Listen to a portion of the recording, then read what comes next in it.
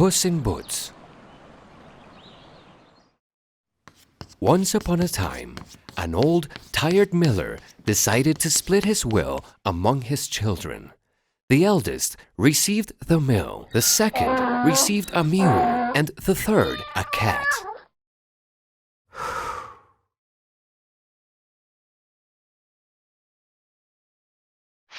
The youngest felt disappointed and complained to his father. With a mill and a mule, my brothers can work, not to become rich, but to cover their needs. But me, what can I do with a cat? The problem seemed to have no solution until something amazing happened. In a corner in the poor house, the youngest son stared worried and silent at the cat while playing with some very few coins his brothers had collected to quench his despair. Suddenly, from within the cat, a profound, grave, and beautiful voice seemed to bloom. Don't look at me that way, master. Soon you'll see I'll be your lucky cat. What? Am I dreaming or is this cat actually talking to me? Cried the frightened kid. It is not a dream, master. I am talking to you because aside from being smart and beautiful, I am a very special cat that will turn you into a powerful prince. But only if you trust me and obey my orders. The kid couldn't talk. All he could do was wave his head up and down. With those coins, you'll go buy me a disguise so I won't look like a cat, but like your servant. And we will together go and walk in the woods wherever I lead you to. That's all you have to do. The kid was so shocked that he obeyed and spent the few coins in the cat's outfit. But he almost cracked in laughter when the little cat insisted in buying some huge and extravagant boots that were in the store. Are you crazy? What are you going to do with those ridiculous boots? But the cat convinced the boy, and he bought the boots for him.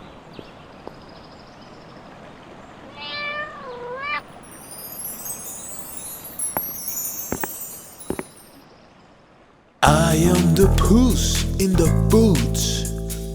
I'm the best cat in the world. You won't find a better mascot. You should call me King of Kings.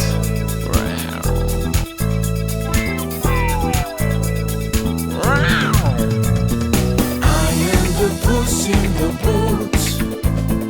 I'm the best cat in the world. Find a better mascot. You should call me King of Kings.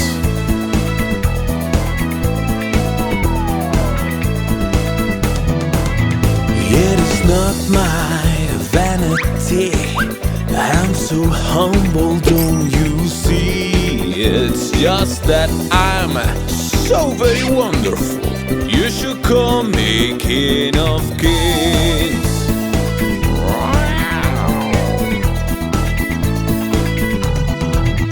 Look at me, I'm so clever, ingenious and so refined, so cunning and so brave, so blindly educated.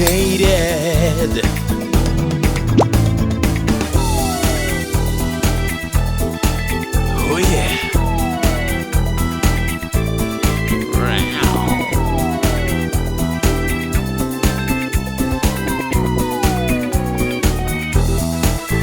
Never think that I'm a liar. I'm creative, I'm so great. I'm the cool guy of the story. You should call me King of Kings.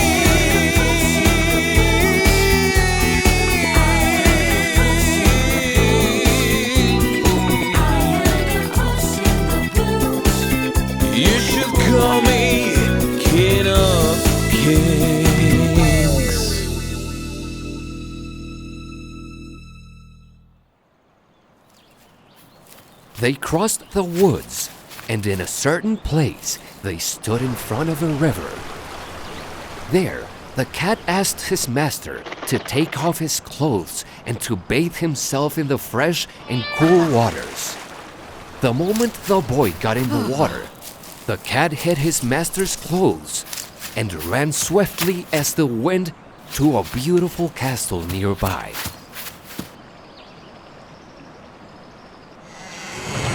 There, an evil giant sorcerer ogre dwelled, and as soon as he saw the cat, he got ready to eat him.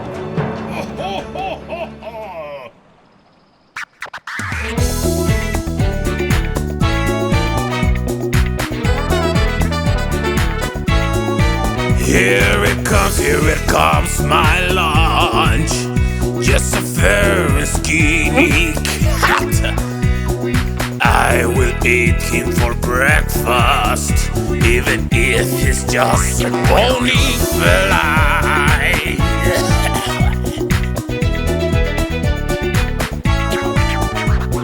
What was he thinking when coming?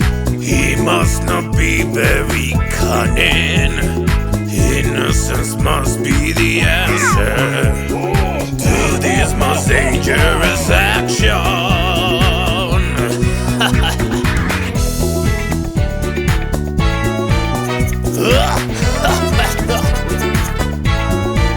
What a sweet and delicious treat.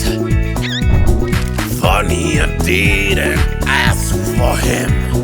Suddenly he came like the wind. I find it hard to believe.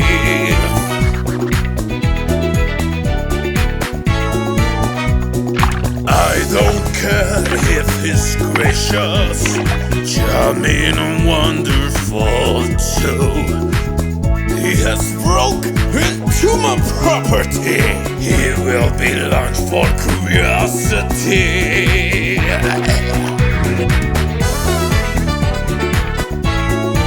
Here it comes, my lunch.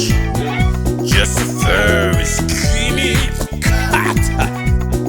I would eat him for breakfast, even if he's just a bony feline.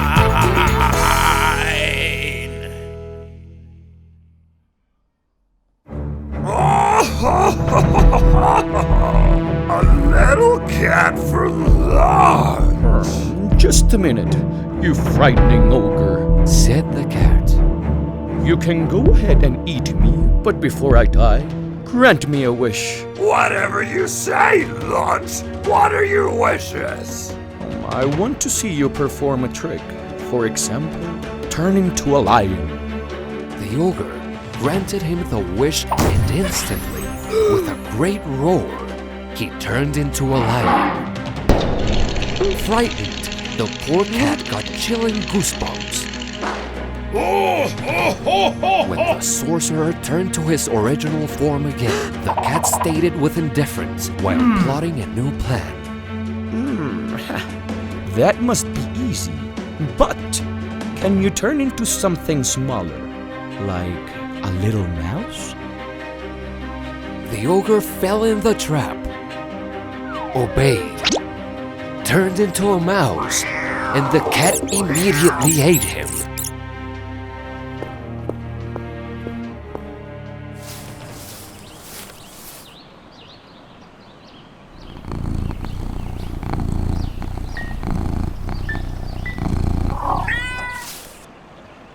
On his way back to the river, the cat let every peasant and worker in the region know that the horrifying ogre that had enslaved them for years and made them work without pay was gone forever. From now on, your master will be a kind man who will treat you with noble justice. His name is Duke of Carabas. Don't forget that, When you're asked who your master is, Duke of Carabas it is. Arriving to the river, the cat saw his poor master trembling, very cold, and not daring to come out naked from the waters. Suddenly, a powerful king, neighbor of these lands, which he was visiting, showed up in his mighty chariot, escorted by his beautiful daughter. So the cat started yelling, Help! Help! My master, the Duke of Carabas, has been robbed. Some bandits took from him his luxurious clothes and have left him trapped in the water.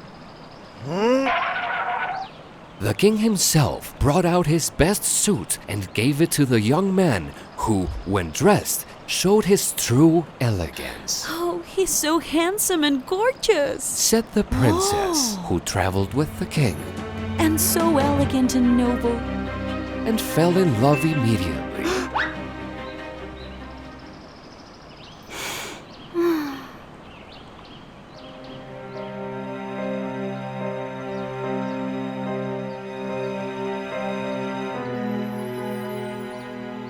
My lord, the Duke of Carabas, as a token of his gratitude for your generosity, has the pleasure of inviting the king and his precious daughter to stay in his beautiful castle.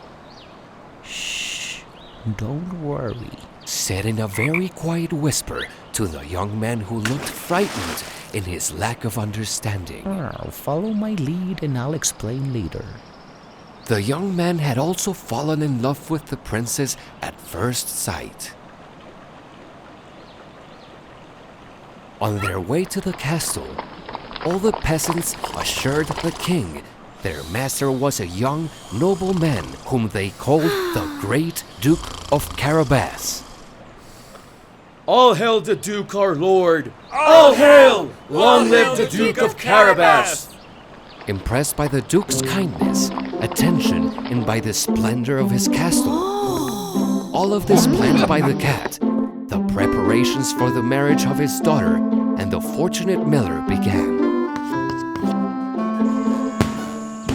Meanwhile, the cunning Puss in the Boots listened to the beautiful love song that the prince and princess happily sang in love.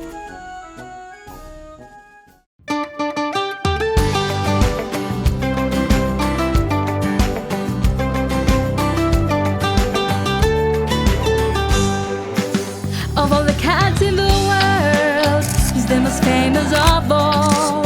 He was owned by a miller with no money for his food. He was an elegant cat, his hair so brown and so short. Big green eyes, they're so shiny, and amazing pretty voice. His shiny boots made him famous. His master bought them for him. Always talking all day long. No one talk more than him. Know him, such a different cat, clever and so cunning. All words are his strength, yeah. Know him, such a different cat, such a picky cat, dressed like a gentleman.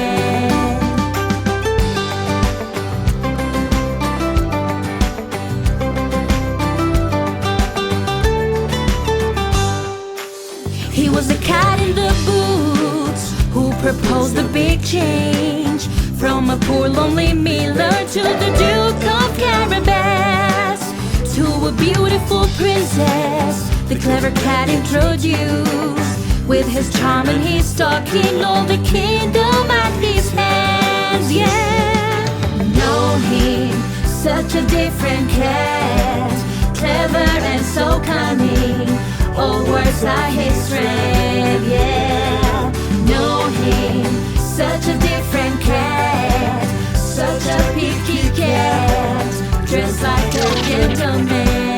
The cat has spoke.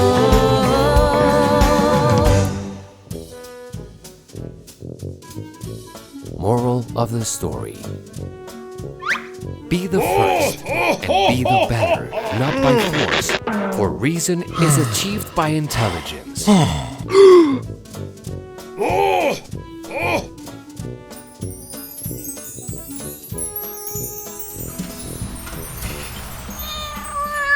Once upon a time, there was an old carpenter called Gepetto who manufactured wooden toys and dolls.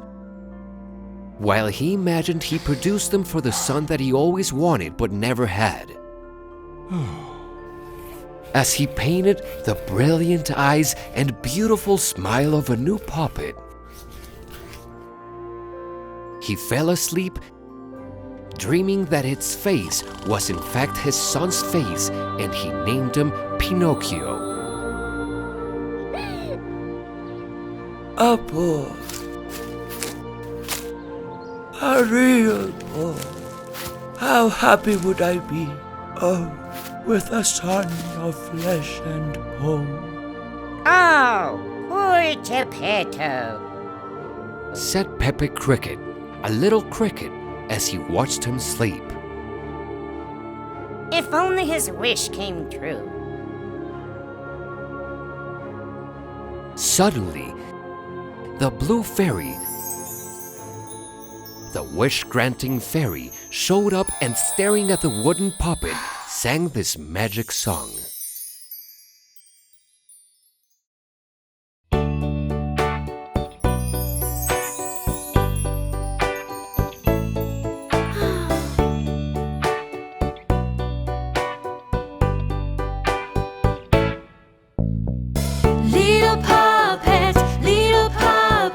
Little puppet made from lumber. Little puppet, little puppet, little puppet that I'm loving. You wish he'll be so real. A boy who can laugh and feel. Pepe Cricket will be always there to guide you. Pepe Cricket, he's the best friend you can ask for. Always by your side together. Always caring and so protective. I'm the fairy that's blue. I can see through, and your dreams will come true. You will have what you pursue. He will now come to life.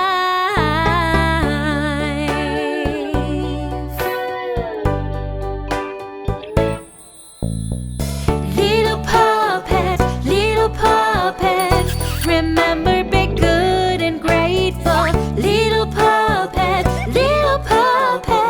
you always be nice and truthful. If you go to school, behave. Your heart will be always brave. Little puppet, if you start skipping your school. Little puppet, your nose will grow, don't be fooled. Ears and tail will grow. A donkey you will become. Little donkey, little puppet that I'm loving. Little donkey, little puppet that I'm loving.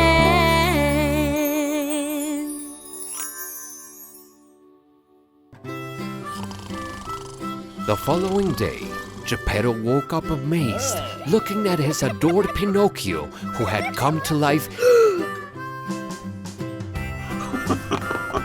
even though his body was still made out of wood. He sent him off to school so he could learn to read, write, and make new friends.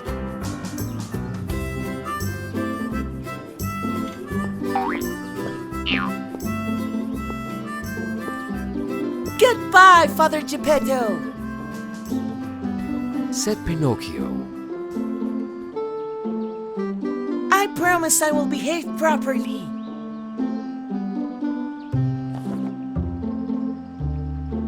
I'll take very good care of you. Assured Pepe Cricket, remembering the blue fairy's words.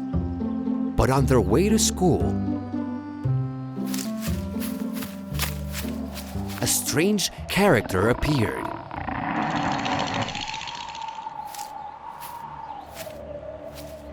Hi there, Pinocchio. I'm the friendly fox. Don't go to school today.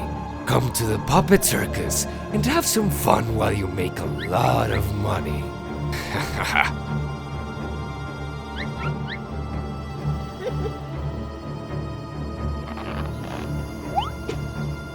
Pinocchio, you promised to behave. Reminded him Pepe Cricket. Silence, Pepe Cricket! I will only miss school today. Tomorrow I'll keep my promise.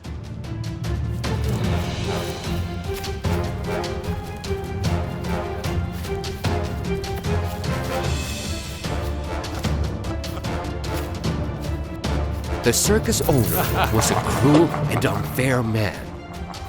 He locked Pinocchio in an iron cage.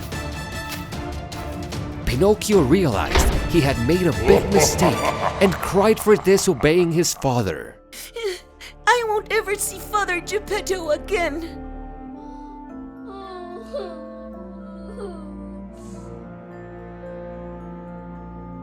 This is what happens when you don't keep your word.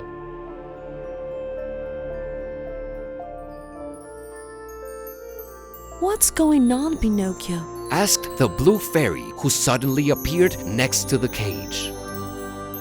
A horrible monster tracked me on my way to school, and he locked me up in this cage. As he lied, Pinocchio's nose started to grow longer and longer. You're lying, Pinocchio. And your nose will remain like this as a reminder for you to never lie again. But I will give you one more chance to prove you are good, and then I'll set you free. And the fairy vanished the cage bars with a swing of her wand.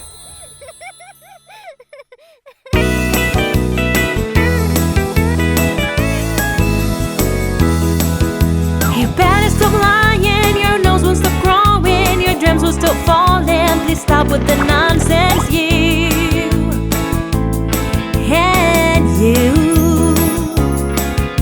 You cannot go on like this, that's enough. The fairies went missing, the louses are creepy, the sun is not shining, the moon always hiding you. And you cannot go on like this, that's enough. Oh, Pinocchio, lies destroy you. Oh, Pinocchio, lies destroy you. Oh, Pinocchio, I will show you. If you're lying, your nose will grow more and more.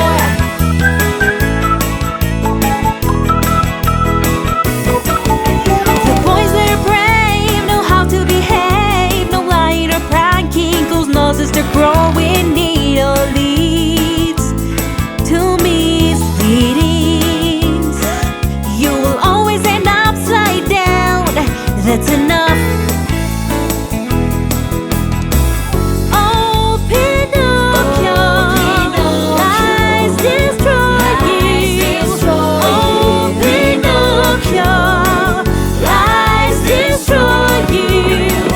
Oh, Pinocchio, I can show you. If you're lying, your nose will grow more and more.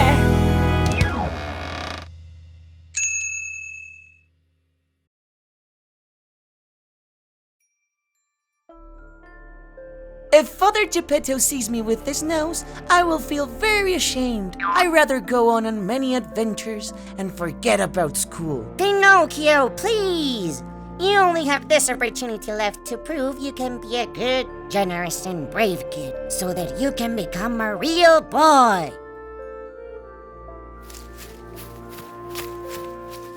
Pinocchio didn't give any importance to such advice and prepared to cross the sea to reach the island of Toyland, a place without schools, where the kids who didn't want to study went. What Pinocchio didn't know is that in that island, kids turned into donkeys.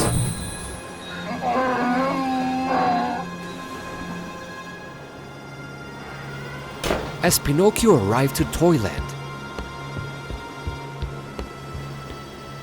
he started to transform, growing big ears and a tail.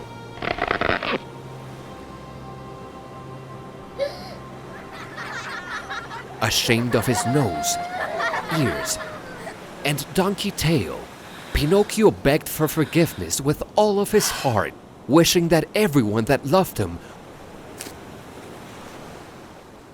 wouldn't miss him.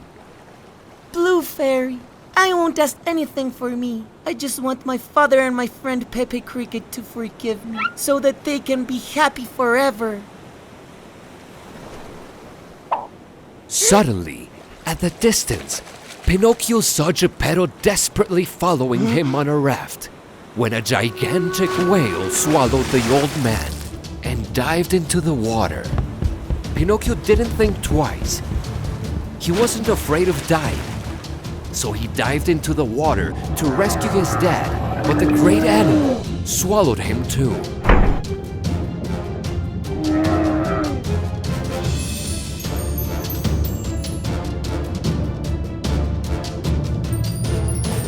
Release them! I order you! Said the blue fairy to the whale, and the animal obeyed immediately. To everyone's surprise, when they came out of the whale's huge mouth, Pinocchio was already a boy of flesh and bone. Whoa!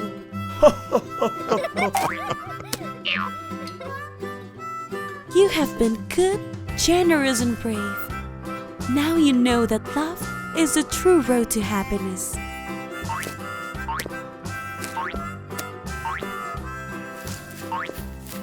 Filled with happiness, Pinocchio, Father Gepetto, and Pepe Cricket went back home singing this song.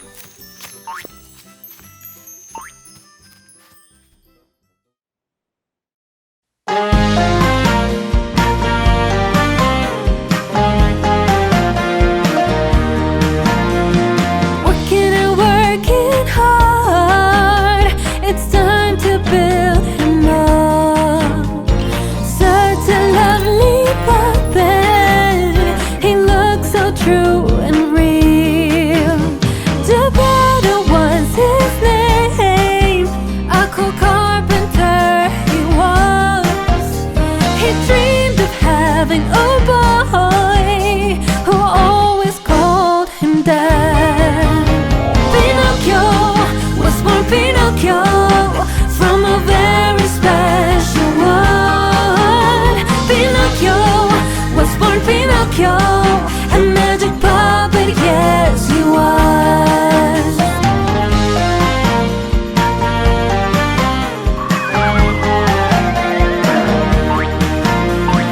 Good fairy came, and the puppet she transformed into a caring boy, so real and full of love. He had his one true friend, Pepe Cricket he was, giving good advice, but also scolding hard sometimes. Pinocchio was born Pinocchio from a very special one. Pinocchio was born Pinocchio, he's now a boy of flesh and bone. Pinocchio was born Pinocchio from a very special one. Pinocchio was born Pinocchio, he's now a boy of flesh and bone.